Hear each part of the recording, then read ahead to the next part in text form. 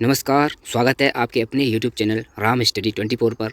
साथियों, मैं हूं राम और स्वागत करता हूं आपका अपने यूट्यूब चैनल राम स्टडी 24 में।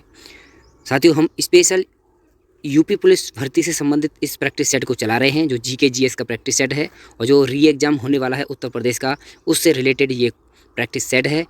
देखिए, इस प्रैक्टिस सेट को हमने बिल्कुल अपने सिलेबस के अकॉर्डिंग ही बनाया है। जैसा कि उत्तर प्रदेश पुलिस भर्ती की परीक्षा में जीएस आती है, सेम उसी पैटर्न पर आधारित है। इसमें यूपी पुलिस के जो जीके है, इसमें यूपी जीके और जो भी हिस्ट्री से क्वेश्चन आते हैं, पॉलिटी से क्वेश्चन आते हैं, ज्योग्राफी से क्वेश्चन आते हैं, करंट अफेयर से क्वेश्चन आते हैं, यानी हर प्रकार का जो कि सिलेबस के अकॉर्डिंग जो पेपर बना होता है, सेम उसी पैटर्न पर आधारित है। आप हमारे इस प्रैक्टिस सेट से जुड़े रहिए, हम इसी प्रकार से अपने इस प्रैक्टिस सेट को जारी रखेंगे। तो चलिए शुरू करते हैं अपने प्रैक्टिस सेट का पहला क्वेश्चन। और साथियों, अगर आप हमारे चैनल पर नए हैं तो प्लीज़ चैनल को सब्सक्राइब अवश्य करें और इस वीडियो को अपने फ्रेंडों के साथ शेयर भी करें, जिससे कि सभी के पास वीडियो जा सके और उनको भी इस प्रैक्टिस सेट से लाभ हो सके। तो चलिए शुरू करते हैं अपने इस प्रैक्टिस सेट को।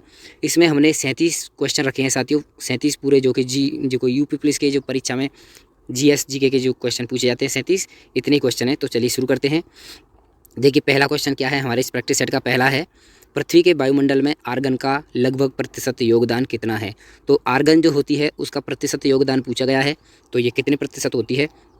तो इसका सही जवाब हो जाएगा ऑप्शन ए, 1%। देखिए, पृथ्वी पर जो वायुमंडल होता है उसमें हमारा कौन सा गैस कितना प्रतिशत रहता है, इसको हम बता देते हैं। हमारा नाइट्रोजन है, लगभग 78% होता है, और ऑक्सीजन जो है हमारा, ये हमारा 21% के करीब होता है, और जो हमारा आर्गन होता है ये होता है 0.93 तो परसेंट, और तो समझिए ये लगभग 1% ही हो जाता है। और हमारा जो कार्बन डाइऑक्साइड है CO2, ये होता है 0.03%। तो इस प्रकार से ये परसेंटेज होते हैं।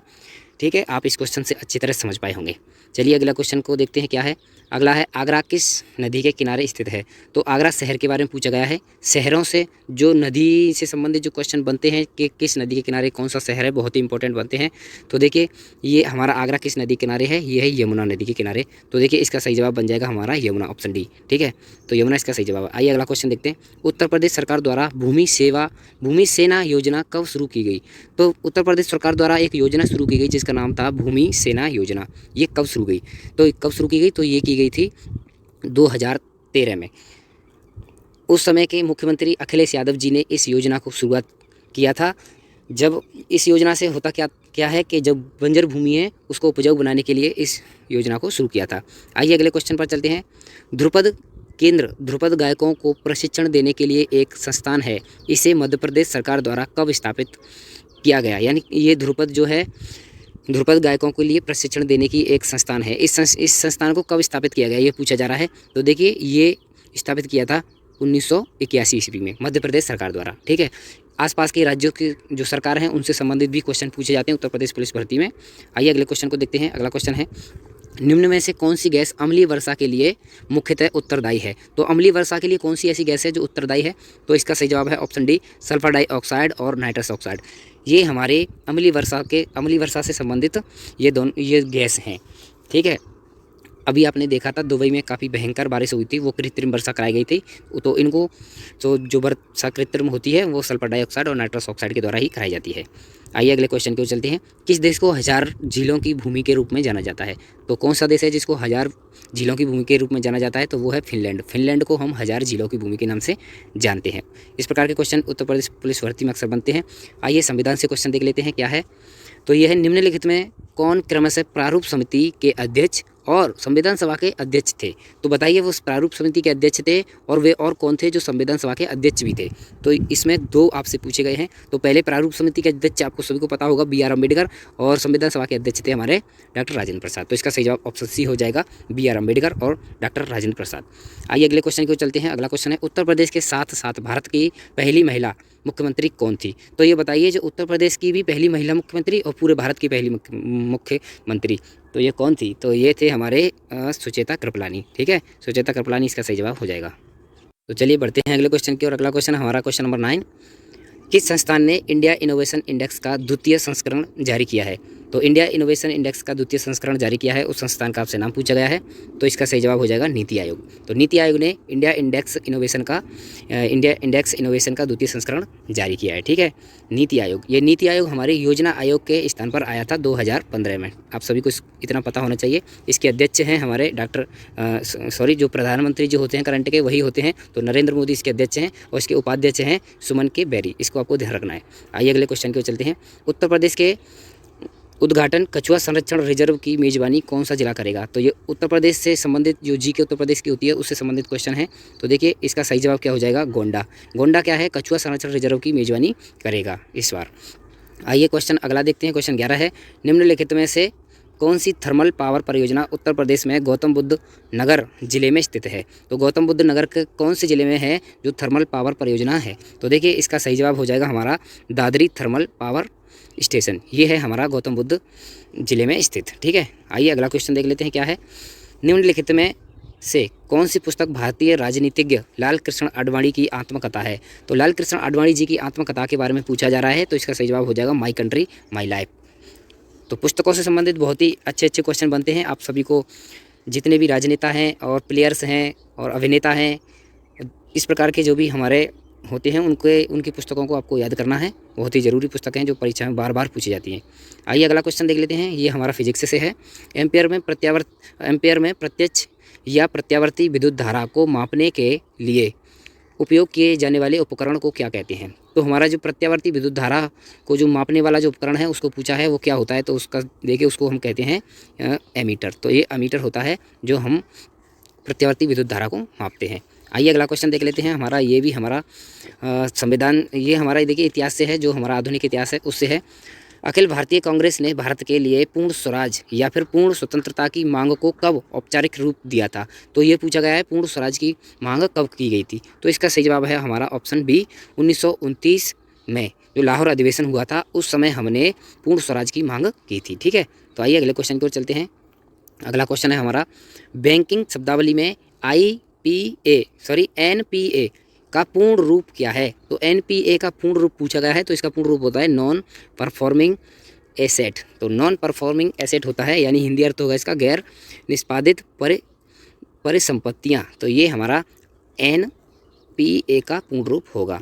आइए अगला क्वेश्चन देख लेते हैं। साथियों देखिए इस प्रकार के क्वेश्चन सेम पूछे जाते हैं उत्तर प्रदेश पुलिस भर्ती में, तो आप साथ ही साथ इनको हल करते चलना और कमेंट बॉक्स में भी अवश्य बताना कि आपके कितने क्वेश्चन सही हुए। आइए अगला क्वेश्चन है। देखिए ऐसे क्वेश्चन नहीं है कि बिल्कुल आसान हो और बिल्कुल जो है कि आपको आसान करा दें और बस निकल जाए। साथियों जिस लेवल की परीक्षा आती है हम उसी लेवल का प्रैक्टिस सेट चला रहे हैं।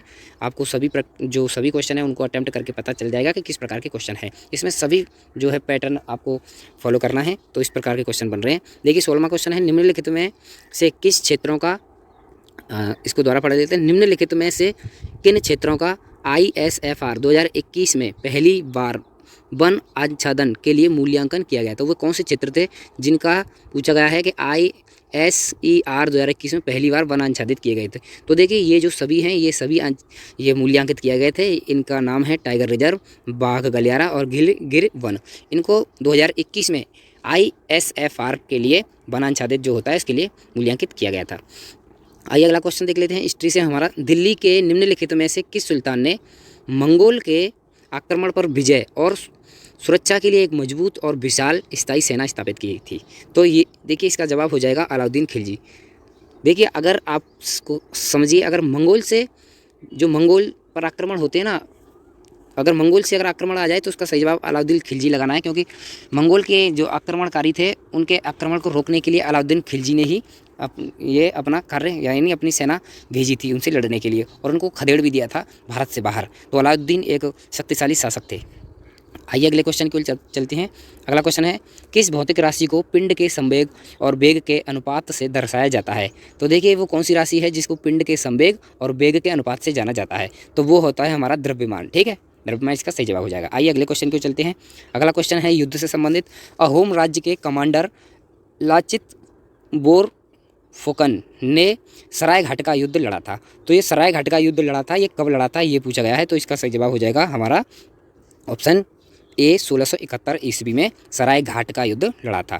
आइए अगला क्वेश्चन, उत्तर प्रदेश जो UPG की स्पेशल होती है उससे संबंधित क्वेश्चन है। उत्तर प्रदेश के तराई क्षेत्र में किस प्रकार के वन पाए जाते हैं। जो उत्तर प्रदेश का जो तराई क्षेत्र है उसमें किस प्रकार के वन पाए जाते हैं ये पूछा गया है। जो वन होते हैं वो किस प्रकार के पाए जाते हैं तराई क्षेत्र में। तो देखिए तराई क्षेत्र होगा तो वहाँ नम भूमि होगी, तो इसीलिए इसका सही जवाब हो जाएगा बी, उष्ण कटिबंधीय नम पर्णपाती वन। तो नम जगह होगी इसीलिए जगह तो तराई बनेगी, तो इसका आप सेंस लगाकर भी इसका सही जवाब बता सकते थे। तो उष्ण कटिबंधीय नम पर्णपाती वन इसका सही जवाब है। आइए अगला क्वेश्चन जो 21वां है, डॉक्टर भीमराव अंबेडकर पुलिस अकादमी किस शहर में स्थित है।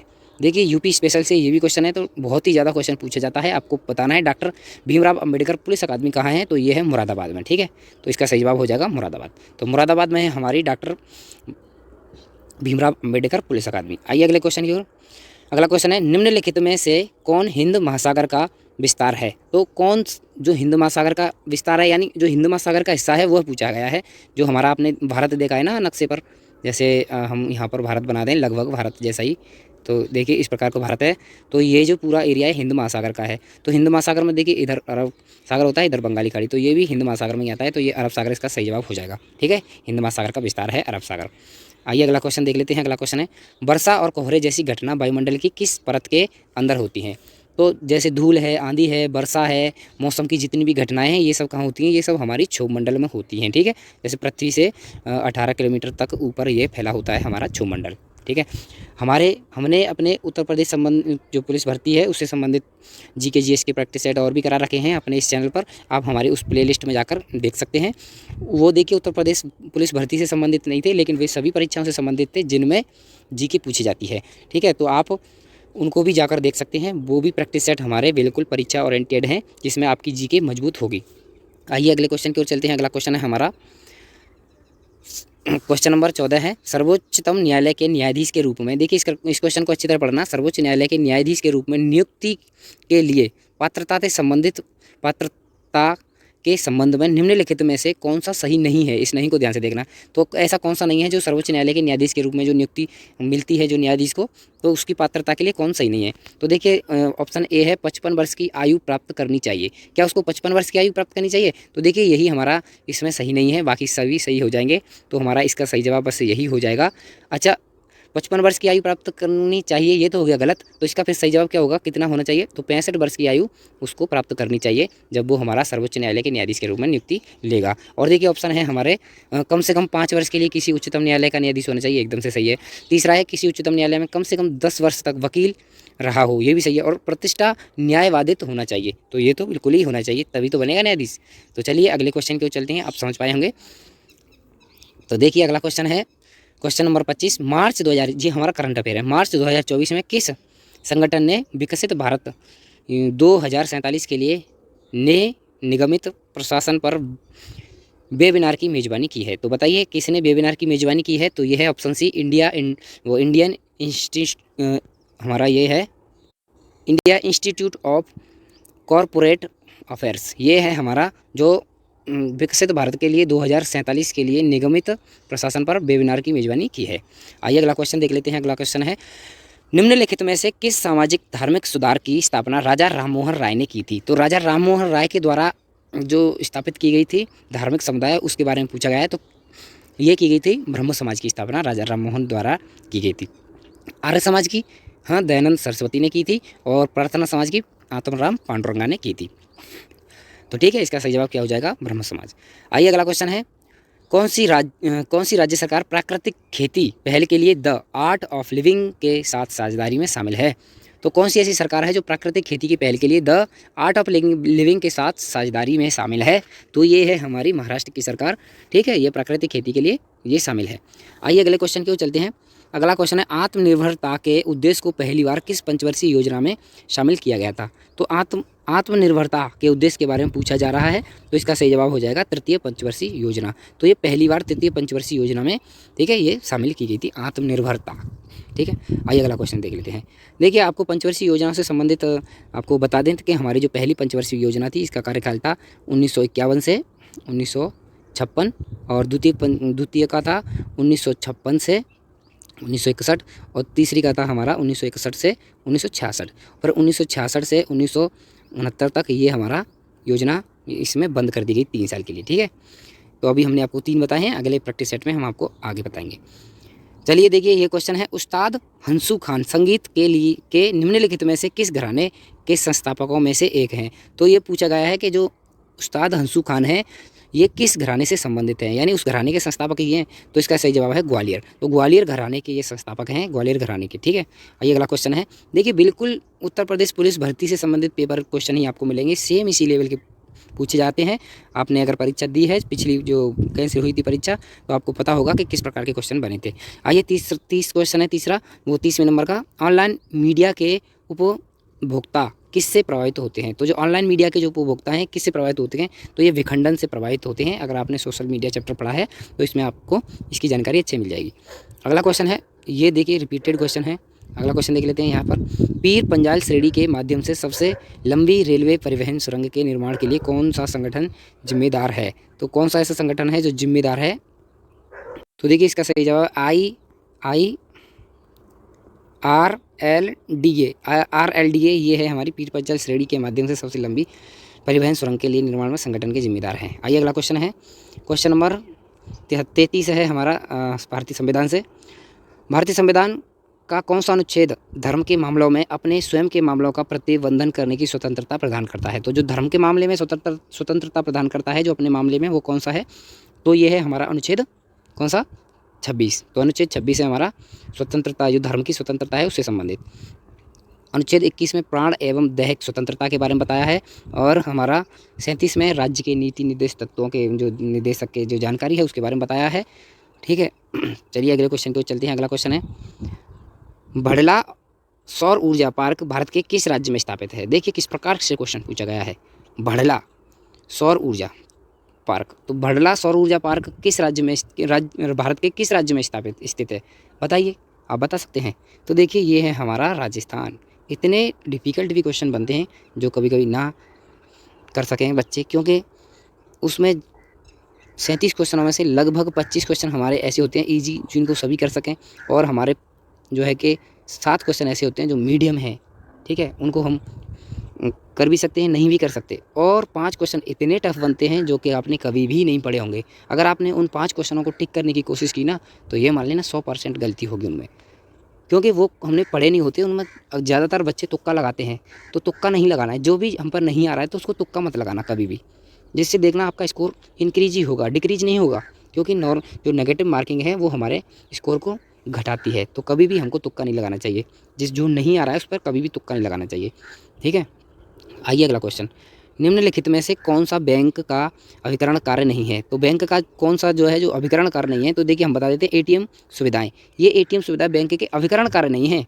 ठीक है, जैसे इसके अभिकरण कार्य हैं लाभांशों का संग्रह करना, कर का भुगतान करना और किराए का भुगतान करना, ये सब हैं। और लेकिन एटीएम सुविधाएं नहीं है। इसको आप बैंकिंग में बैंकिंग जो चैप्टर है हमारा इससे सिलेबस में, उसमें जाकर आप पढ़ सकते हैं। ठीक है, तो यही इसका सही जवाब है। आइए अगले क्वेश्चन की ओर चलते हैं। निम्नलिखित में कौन सा जल शुष्क का सबसे अच्छा उदाहरण है। तो जल शुष्क का सबसे अच्छा उदाहरण कौन सा है। तो ये है सिलिका जेल। सिलिका जेल जो है जल शुष्क का सबसे अच्छा उदाहरण है। ठीक है, आइए अगले क्वेश्चन की ओर चलते हैं। देखिए अगला क्वेश्चन है हमारा 37वां, जो लास्ट क्वेश्चन है। निम्नलिखित में से कौन सा मंत्रालय हर वर्ष मेदिनी पुरस्कार देता है। तो देखिए पुरस्कारों से संबंधित भी क्वेश्चन पूछे जाते हैं। तो देखिए हमने हर प्रकार के क्वेश्चन रखे हैं अपने इस प्रैक्टिस सेट में। तो इसका देखिए सही जवाब पर्यावरण और वन मंत्रालय। तो पर्यावरण और वन मंत्रालय क्या करता है, हर वर्ष मेदिनी पुरस्कार देता है। ठीक है, तो ये हमारे 37 के 37 क्वेश्चन होते हैं साथियों। इसमें से आपके कितने क्वेश्चन सही हुए आपको कमेंट बॉक्स में लिखकर बताना है। ठीक है, और इसी प्रकार से हम अपने इस प्रैक्टिस सेट को जारी रखेंगे। आप हमारे इस प्रैक्टिस सेट के साथ ऐसे ही बने रहिए और वीडियो को शेयर भी किया करिए। अगर आपके पास जितने भी व्हाट्सएप जो स्टडी ग्रुप हैं, व्हाट्सएप ग्रुप हैं, फेसबुक ग्रुप हैं, जहाँ भी आपके पास स्टडी ग्रुप में, उसमें आपको इसे वीडियो को शेयर करना है, जिससे आपके जो भी फ्रेंड हैं उनको भी इससे फ़ायदा हो सके। ठीक है साथियों, आप हमारे इस प्रैक्टिस सेट से जुड़े रहिए और प्लीज़ आप हमारे चैनल को सब्सक्राइब अवश्य करिए। हम इसी प्रकार से जीके जीएस का प्रैक्टिस सेट और हिंदी का भी प्रैक्टिस सेट आगे लाएंगे। अगर आप चाहें तो हम गणित और रीजनिंग के प्रैक्टिस सेटों को भी करवा देंगे। ठीक है, अगर चाहें तो आप। ठीक है, तो चलिए, ठीक है, नमस्कार, धन्यवाद।